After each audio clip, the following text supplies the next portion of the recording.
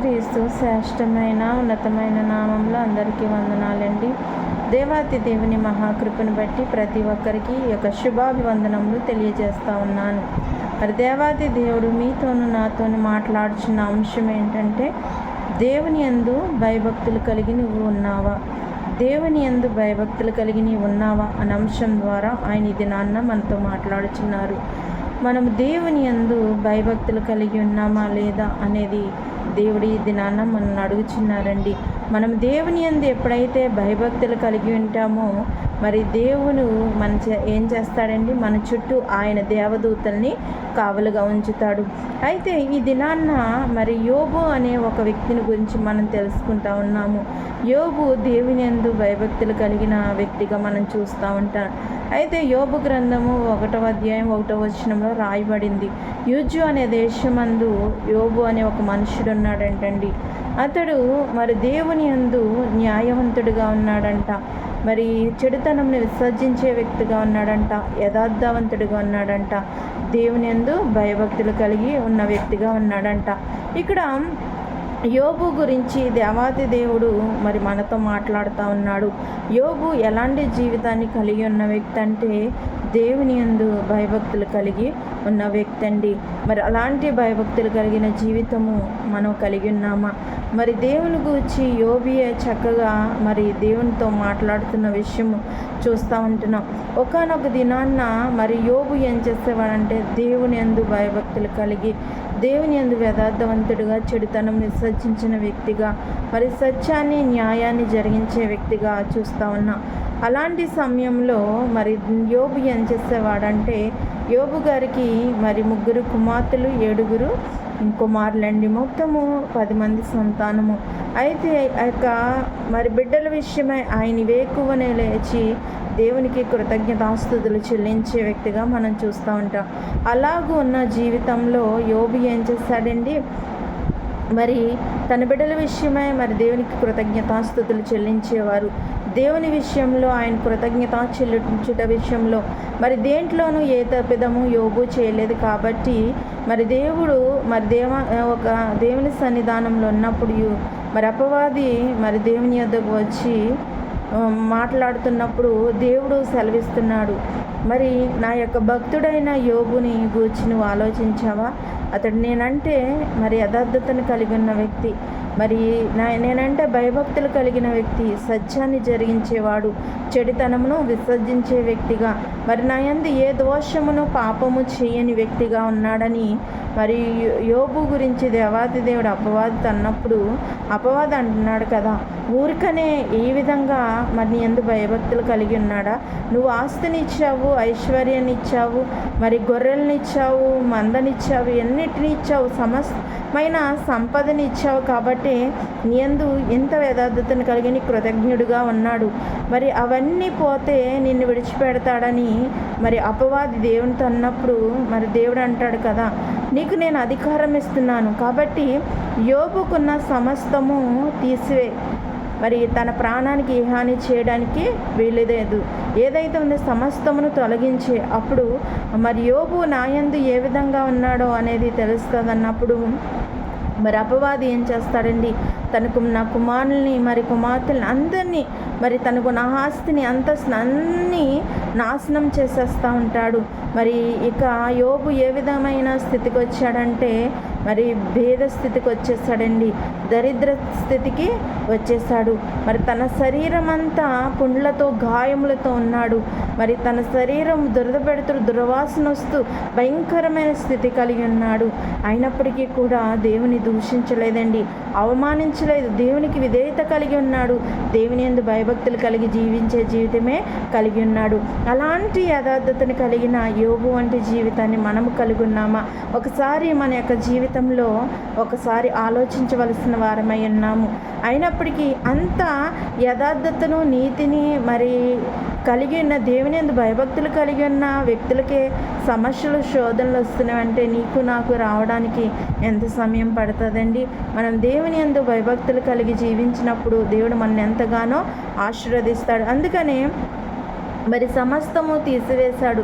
మరి అప్పుడు అంటాడు కదా, మరి యెహోవా ఇచ్చిన యెహోవా తీసుకుని పోయానని అంటాడు. కానీ దేవుడు నాకు అన్యాయం చేశాడు, దేవుడు నాకు ఏ న్యాయము చేయలేదు, దేవుడు నాకు పాపం చేశాడని ఎక్కడా ప్రస్తావించడండి. మరి ఇంకను ఆ శ్రమల్లో కూడా యోబు దేవుని స్తుతిస్తూ ఉంటారు. అప్పుడు అలాంటి సమయంలో భయంకరమైన గాయములతో ఉన్నప్పుడు, తన శరీరం అంతా కురుపులుతున్నప్పుడు, దురద పెడుతుంటే మరి చేతి గోళ్లతో మరి ఆయన ఆ యొక్క శరీరాన్ని గోక్కోకుండా సిల్ల పెంకులతో శరీరాన్ని గోక్కున్న స్థితి, భయంకరమైన స్థితి. అలాంటి స్థితిలో ఉన్నప్పుడు మరి యోబు పక్షాన్ని ఎవరు నిలబడాలండి? భార్య. మంచి మార్గాన్ని భర్త వెళ్తున్నప్పుడు భార్యగా ఆమె నిలబడవలసినదై ఉన్నది. కానీ దేవుణ్ణి దూషిస్తుంది ఆమె. ఏమంటుందంటే, నువ్వు ఇంకా దేవుణ్ణి ఆరాధిస్తున్నావా, ఇంకా ఆయన ఎందు భయభక్తులు కలిగి ఉన్నావా, ఇంకా ఎందుకు ఆయన ఆరాధిస్తున్నావు, ఆయన దూషించి అవమానపరిచి చచ్చిపో అని భర్తను అంటుంది. అలాంటి భార్యలుగా ఉండకూడదండి. మరి యోబు భార్య వంటి భార్య విధంగా ఎవరు ఉండకూడదు. భర్తకి మరి కష్టం వచ్చినప్పుడు, సమస్య వచ్చినప్పుడు, శోధనలు వచ్చినప్పుడు సపోర్ట్గా నిలబడాలి.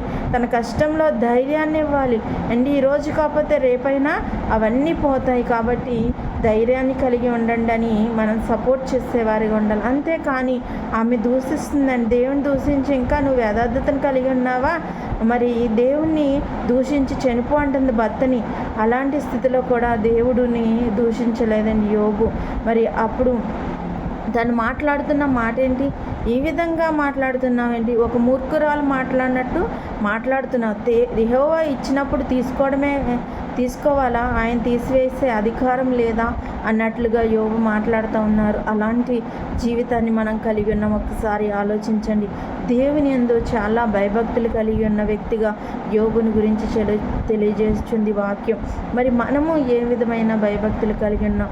మరి దేవుని యందు భయభక్తులు కలిగి జీవించలేకపోతే మన జీవితాలండి ఎందుకు పనికిరానివ్వంటాయి. కాబట్టి మన బిడ్డల విషయంలో కూడా మరి వాళ్ళని దేవుని యందు భయభక్తిలో చిన్ననాటి నుంచే మనం పెంచేవారిగా ఉండాలి. చాలామంది బిడ్డలు ఈ దినాల్లో చూస్తూ ఉంటే దేవుని భయము భక్తి లేకుండా జీవిస్తూ ఉన్నారు. వాళ్ళ నోటికి ఎంత వస్తే అంత మాట్లాడుతున్నారండి. మరి చాలా ఈ లోక సంబంధమైన ఆటపాటల్లో వాళ్ళు మునిగిపోయి వాళ్ళ జీవితాలు పాడు చేసుకుంటున్నారు. యవనస్తులు కూడా దేవుని యందు భయభక్తులు లేక విచ్చలవిడి జీవితాన్ని మరి అలవర్చుకుని గంజాయి అని, డ్రగ్స్ అని వాటి బానిసలై మరి వాళ్ళు ఎలాగూ జీవిస్తున్నారు, ఎలా మాట్లాడుతున్నారో, తల్లిదండ్రులను ఏ విధమైన గౌరవాన్ని కలిగి ఉన్నారు అనేది మనం చూస్తూ ఉంటున్నాం. దేవుని తల్లిదండ్రులు గౌరవించవలసిన వారు తల్లిదండ్రులను చంపేసే స్థితిలోనికి వెళ్ళిపోతున్నారు. ఎందుకంటే భయంకరమైన గంజాయి, డ్రగ్స్ అని వాడు బానిసలు అయిపోతూ మరి ఆ మైకంలో వాళ్ళు ఏం చేస్తున్నారో తెలియక తల్లిదండ్రులని చూడకుండా, ఎవరినని చూడకుండా వాళ్ళని మరి చెడ్డ మాటలు పలికేవారుగా, మరి వాళ్ళని చంపేసేవారుగా మరి యవనస్తులు ఉంటా ఉన్నారు. కాబట్టి ఎవరైనా కూడా దేవుని యందు భయభక్తులు కలిగి ఉండాలి. అలాంటి భయభక్తులు కలిగి జీవించినప్పుడు దేవుడు మనని ఇంకా ఆశీర్వదిస్తాడు. యోబుని విడిచిపెట్టాడండి. దేవుడు పరీక్షించాడు. నా ఎందు అంత విశ్వాసాన్ని కలిగి ఉన్నాడు, నమ్మకాన్ని కలిగి ఉన్నాడు. తనకి అవన్నీ సమస్తము పోయినప్పుడు నన్ను దూషిస్తాడా, మరి అన్నీ కలిగి ఉంటేనే నన్ను ప్రేమిస్తాడా, మరి నా యందు భయభక్తులు కలిగి ఉంటాడని పరీక్షించాడు. మరి ఆ పరీక్షలో యోబు నిలిచాడు. కాబట్టే మరి మొదట ఒక వంతు ఉంటే దేవుడు రెండంతల ఆశీర్వాదం దయచేస్తాడండి. కుమార్తెనిచ్చాడు, కుమారునిచ్చాడు. మరి తనకి ఏదైతే ఉందో అది రెండంతలుగా దేవుడు దయచేశాడు. ఆ దేశంలోని యోబు అంత కుమార్తెలంత సౌందర్యవంతులు లేరని దేవుని వాక్యము సెలవిస్తూ ఉన్నది. మరి మనము మన కుటుంబాల్లో ఎలా ఉన్నాం, మన కుటుంబాల్లో ఎలా జీవిస్తున్నాం? దేవుని యందు భయభక్తులు కలిగి ఉన్నప్పుడు మన బిడ్డలు కూడా యోబు కుమార్తెల వలె మరి సౌందర్యవంతులుగా ఉంటారు. సౌందర్యం అంటే బాహ్య సౌందర్యం కాదండి, అంతరంగ సౌందర్యాన్ని కలిగి ఉన్నారు. అలాంటి సౌందర్యాన్ని కలిగి ఉంటే దేవుళ్ళు ఎప్పుడు మనం నిలిచింటాం. కాబట్టి అటు రీతిగా జీవించడానికి, మరి దేవుని యందు భయభక్తులు కలిగి జీవించడానికి పరిశుద్ధాత్మ యొక్క వాక్యం ప్రతి ఒక్కరి జీవితంలో ఫలింపచేయునుగాక. ఆమె చిన్న ప్రార్థన. మహోన్నతుడా, మహిమగల రాజా, సర్వోన్నతుడా, సర్వాధికారి, నీ కృపగల నామంలో లెక్కించలేని స్తుతి స్తోత్రములు ప్రభువా. ఇది నీ యందు భయభక్తులు కలిగి ఉన్నావా లేదా అని మనం పరిశీలన చేస్తున్నాం. మేము ఏ విధమైన భక్తి చేస్తున్నాము తండ్రి, మా భక్తి జీవితము ఏ విధంగా ఉండాలని అనేది నాయన మరి ఇవాళ తెలియజేస్తున్నారు. యోబు వంటి భక్తి జీవితాన్ని మమ్మల్ని కలిగి ఉండమన్నారు ప్రభా. యోబు తన శ్రమల్లో, కష్టాల్లో, బాధల్లో ఏ విధంగా వ్యాధి బాధలందు నాయన కలిగినప్పటికీ నీ అందు భయభక్తులు కలిగిన ఆయన న్యాయవంతుడుగా, యథార్థవంతుడుగా నాయన ప్రభా చెడుని విసర్జించే వ్యక్తిగా జీవించాడు. మేమందరం అలాగూ జీవించడానికి నీ అందు భయభక్తులు కలిగి నాయన జీవించగలగడానికి సహాయం దయచేయమని ప్రభా యొక్క చిన్న ప్రార్థన దేని సన్నిధానం చేర్చుకోమని నజరేయుడైన యేసు నామములో అడుగుచున్నాం తండ్రి. ఆమేన్. అందరికీ వందనాలు.